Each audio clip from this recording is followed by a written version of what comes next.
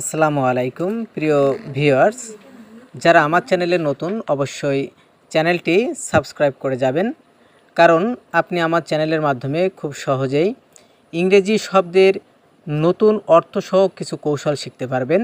যেমন আজ আমরা একটি এস যোগে কিভাবে নতুন শব্দ গঠন হয় এবং তার অর্থসহ জানব।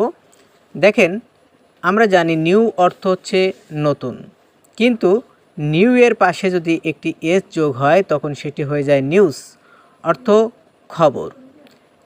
দ্বিতীয় নম্বর যে ফর্মুলা সেটাই দেখতে পাচ্ছি যে গুড, গুড মানে ভালো, এটা আমরা সবাই জানি, কিন্তু গুডের পাশে যদি একটি এস যোগ হয় তখন সেটি আর ভালো থাকে না, সেটি হয়ে যায় পণ্য।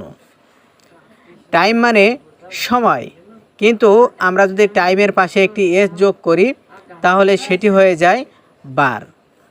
ঠিক তদ্রূপভাবে কাস্টম, কাস্টম মানে প্রথা, কিন্তু কাস্টমের পাশে যদি একটি এস যোগ করা হয় তাহলে তার অর্থ গিয়ে দাঁড়ায় শুল্ক। আর্ম, আর্ম মানে বাহু, কিন্তু আর্মের পাশে যদি একটি এস যোগ করা হয় তখন তার অর্থ গিয়ে দাঁড়ায় অস্ত্র। আর্ম মানে বাহু, কিন্তু আর্মের সঙ্গে একটি এস যোগ হলে সেটি হয়ে যায় অস্ত্র। স্যান্ড অর্থ হচ্ছে বালি, কিন্তু স্যান্ডের পাশে একটি এস যোগ হলে সেটি হয়ে যায় স্যান্ডস, যার অর্থ হচ্ছে মরুভূমি। বিডি জব সলিউশনের পক্ষ থেকে এমন ভিডিও পেতে হলে অবশ্যই চ্যানেলটি সাবস্ক্রাইব করবেন। এই সাবস্ক্রাইবের মাধ্যমে আপনি নতুন ভিডিও খুব সহজে পেয়ে যাবেন। পাশাপাশি নতুন ভিডিওর মাধ্যমে আপনি আপনার নিকটস্থ বন্ধুদের সঙ্গে বিভিন্ন কথায় বিভিন্ন বিষয়ে পারদর্শী হতে পারবেন।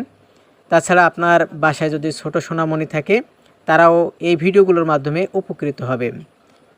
তাই আপনারা দেরি না করে অবশ্যই সাবস্ক্রাইব করুন এবং ভিডিওটি শেয়ার করে টাইমলাইনে রেখে দিন। ভালো থাকুন, সুস্থ থাকুন, আল্লাহ হাফেজ।